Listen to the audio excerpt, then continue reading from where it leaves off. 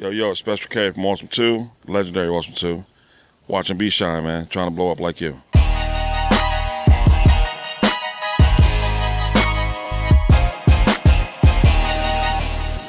I mean, with me, it kind of started like, from just first day handing out mixtapes.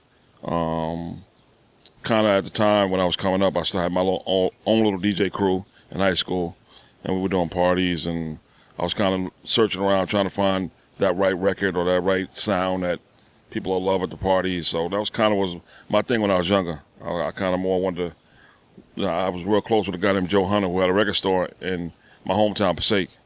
And at the time, I didn't really have like a lot of money.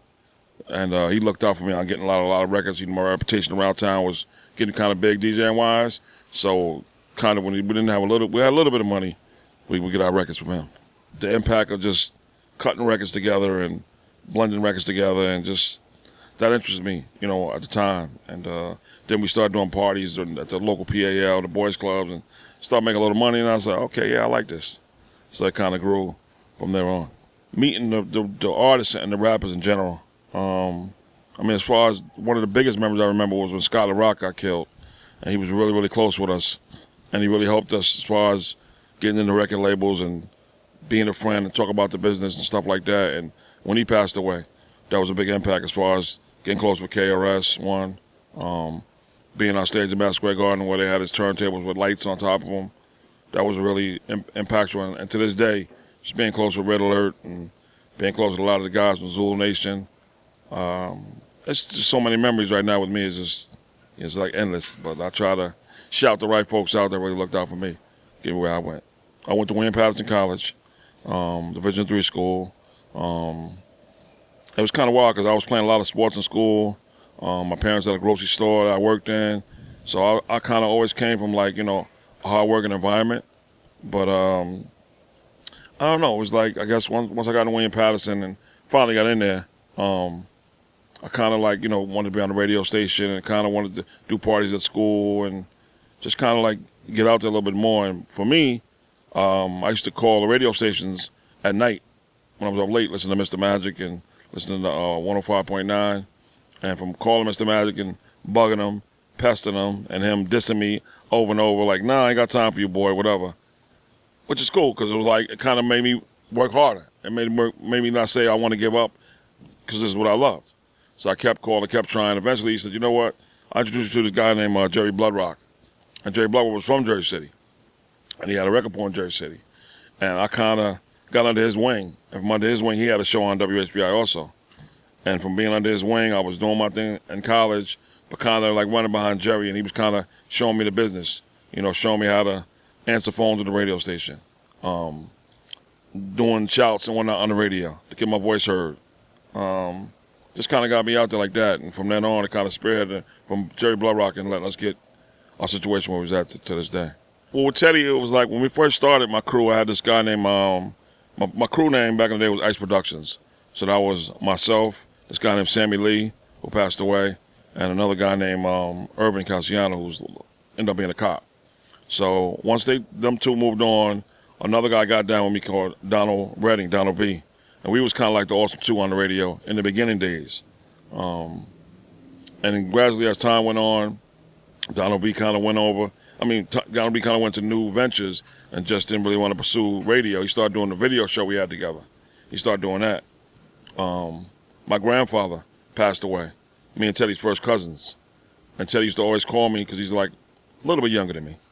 But he used to always call us all the time and be like, put me on, cuz, put me on. And I'm like, yeah, in a minute. And eventually, when my grandfather passed away, I kind of went and got cool with Ted because we got close because of our family. And I kind of saw the skills that he had and, how he really was like up on a lot of different stuff that I wasn't really aware of at the time. Like, 'cause I'm figuring, we're on the radio, everybody knows us. There's no need to, go out to see nobody because everybody hears me on the radio. Everybody knows me. But as time went on, as Ted got down, he was more the influence to say, let's go to the Roxy. Let's go to the clubs. Let's go on the train to the Bronx. Let's go to Queens. Let's go to Brooklyn. So he was kind of more the influential one to get out there. And when we got out there, it was like everybody didn't know us like I thought. And still to this day, a lot of folks know me from my voice. just by being on the radio talking for years, but they just didn't know my face. My parents just like kind of supported me, you know, and with my endeavor, what I've been doing, but they wasn't like really, because the music business is hard. Folks got to understand, it's like not a lot of money sometimes comes about in the music business all the time. And you kind of got to rely on your parents and folks that believe in you in order to kind of reinvest in you when your money kind of runs out or when you don't have no outlets for monies. So they still, support me to this day, but it's still like, you know, their whole thing is like, you know, if you can make a living off it, then do it, you know. But like in any advice, but when you got it in your heart where you really want to keep trying it, and it's like with us to this day, we didn't make a lot of money because a lot of us don't understand. We were on WHBI, which is 105.9 in New York. It was a buy time station. So we kind of had to buy our time to go on the air to play hip hop. A lot of folks don't know that. It cost me almost $2,000 a month just to go on the radio, just to say 1, 2, 3 on the mic and play a song, which we played almost all the artists since 1982.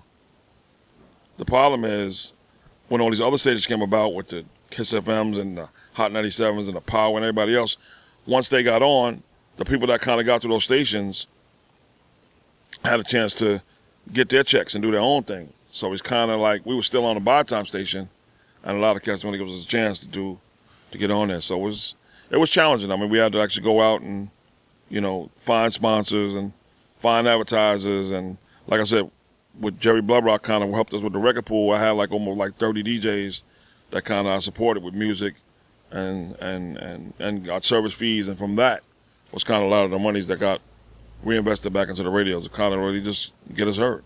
I hold close the most to me is the respect that I got from a lot of the artists. You know, because I'm still a fan, you know, to this day. You know, like anybody else, I'm a fan of Drake, and I'm a fan of, you know, whoever's hot, you know, right now, if I like them, you know. But of course, I'm a fan of all the older guys from Treacherous 3 to, you know, even though the award show we had the other night with Tito from Fearless 4, it just brought back memories of just like, you know, how far everybody's have gone in the rap game to keep their name out there, to stay out there, and, you know, just shouts to everybody that kind of, that I met that I got a lot of respect for, like KRS-One saying our name in songs, Rakim saying our name in songs. You know, just different artists that, you know, to this day we still got respect for, the Naughty by Natures and the DOS Effects and the EPMD and a lot of the artists that we started with when we did our studio thing and you know, just had an idea, like we got an idea that this might work, and then next you know it blows up and gets bigger than we even knew, you know, just sticking with it, you know. Like I said, it's still hard for us now. It's not an easy game for us because we kind of came through like almost 3 and 4 generations of, you know, it's ironic to hear my son talk about his career and you know, just what he's doing now. And as far as me adapting to what's going on with the younger folks these days, because there's a lot to adapt to. It's like, you know, when we started, it wasn't no Twitter, it wasn't no Facebook, it wasn't none of that. You know, basically it was like the radio show and, you know, who you knew and stuff like that. So now it's like social media is so prevalent and computer is so big that Ted was really a lot more influential than I was, and still is, with the computer game and just being aware of what's going on with it before it even went down. The radio channel was around everything at the time when we were on WHBI. We met a lot of people from the record pool. I met guys from overseas and what have you, and meeting those guys overseas, we got a chance to go to France in '98 for the World Cup, DJ for all the France parties where they didn't expect France to win the World Cup, and they was like, yeah, you could DJ for the parties. And eventually, as things started building and France kept winning, we ended up DJing for all their parties. So that was a big deal. Now from there, we met some guy in France at a party that knew us from Nice and Smooth, but his son knew us. So we met this guy. His name was Darty.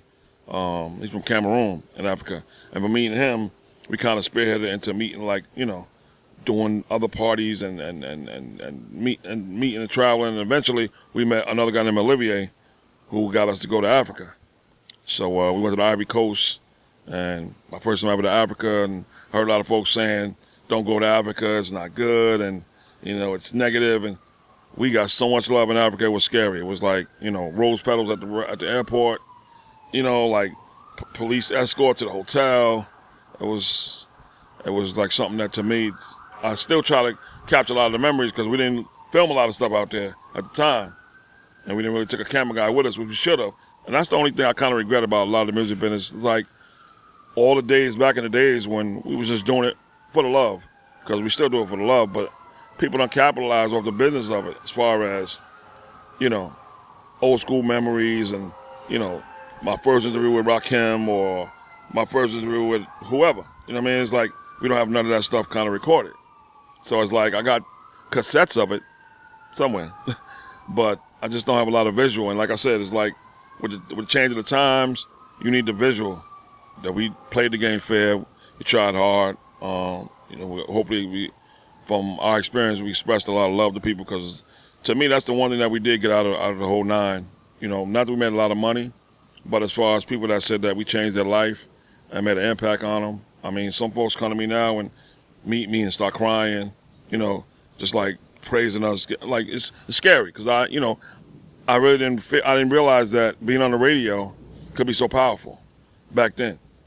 Some folks was like locked up in jail or whatever, and they kind of like, you got me through hard times, you got me through this, or you got me through that. And to me, that's kind of like, once you got the people respect, everything else will come about after that.